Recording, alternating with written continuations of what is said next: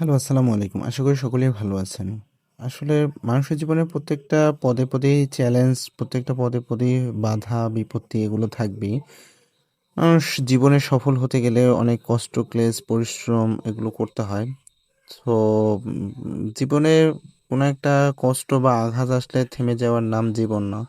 আমরা প্রত্যেকটা সময়ে ভাবি এই জিনিসটা পেলে হয়তো আমাদের জীবনের সবথেকে বেশি সফলতা বা আমাদের জীবনে পরিপূর্ণতা লাভ করা সম্ভব এই জিনিসটা পেলে। কিন্তু আমরা পরক্ষণেই আবার আফসোস করি যখন সেই জিনিসটা পেয়ে যাই।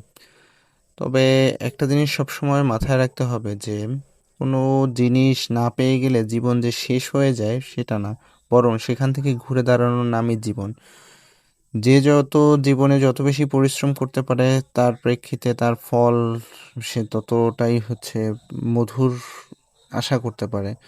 জীবনের প্রত্যেকটা বাঁকে, বাঁকে আমাদের সবসময় পরীক্ষা দিয়ে ঘেরা।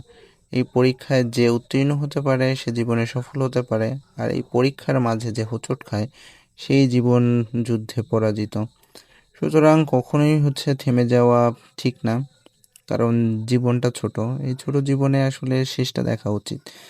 যেসব মানুষ আজ আপনাকে তুচ্ছ করে, ছোট করে চলে গেছে, তাদেরকে বোঝানো উচিত যে এই পৃথিবীতে আপনার মূল্য তারা কখনোই বুঝতে পারে নাই।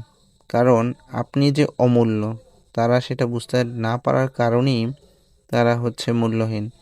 সুতরাং আপনার উচিত নিজের জীবনকে সঠিকভাবে পরিচালনা করা, সেইভাবে উম সামনের দিকে এগিয়ে যাওয়া, সবসময় নিজের চেষ্টা করা। আর জীবনের যত চড়াই-উতরাই থাকুক না কেন, তার ভিতরে সবসময় স্রষ্টাকে স্মরণ করা। কারণ তিনি জানেন একটা মানুষের ভিতরে কি হয়, না হয়। মানুষ যখন ভেঙে চুরে একাকার হয়ে যায়, তখন তার সাহায্যের হাত তিনি বাড়িয়ে দেন।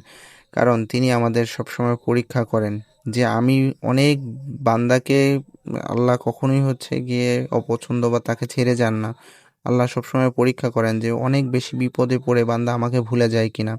আর যখনই আমরা আল্লাহকে ভুলে যাই, তখনই আল্লাহ আমাদেরকে বিপদ দেন, আমাদেরকে পরীক্ষা করানোর জন্য। সুতরাং সর্বাবস্থায় আল্লাহকে স্মরণ করতে হয়। আল্লাহকে স্মরণ করা উচিত আমাদের।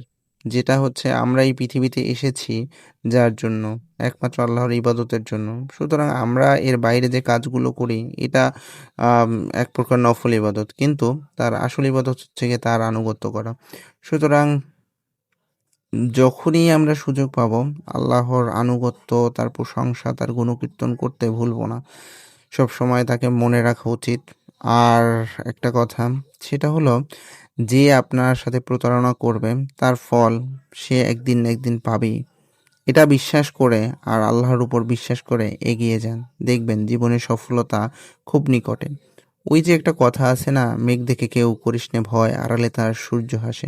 হয়তোবা জীবনের প্রত্যেকটা বাঁকে, বাঁকে এরকম কিছু মানুষ আপনার জন্য লেখা থাকবে যারা আপনাকে চরম শিক্ষা দিয়ে যাবে যে জীবনের মূল্য আসলে কী। তাদের কাছে হয়তোবা আপনি মূল্যহীন, কিন্তু কোনো না কোনো জায়গায় আপনি অমূল্য সম্পদ। কা তাদেরকে আপনি হয়তোবা মাথায় তুলে রাখতে চেয়েছেন, তাদেরকে হয়তোবা আগলে রাখতে চেয়েছেন, কিন্তু তারা সেটা বুঝতে পারে নাই। এটা আপনার কোনো ফল্ট না। এটা তাদের বোঝার ব্যর্থতা। কিন্তু আপনিও কারো কাছে অমূল্য সম্পদ। কারণ আপনার এই পৃথিবীতে আপনার নিজের মা-বাবা, ভাই-বোন তাদের কাছে আপনি যেমন অমূল্য সম্পদ, সেটা হয়তোবা অন্য কারো কাছে আপনি কখনোই হতে পারবেন না।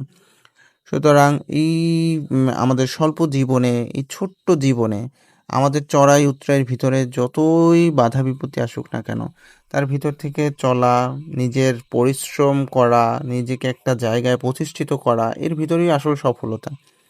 আসলে ব্যর্থতা অজুহাত দিয়ে, সময়ের অজুহাত দিয়ে আমরা আসলে নিজেদেরকে দূরে রাখতে চাই অনেক কিছু থেকে।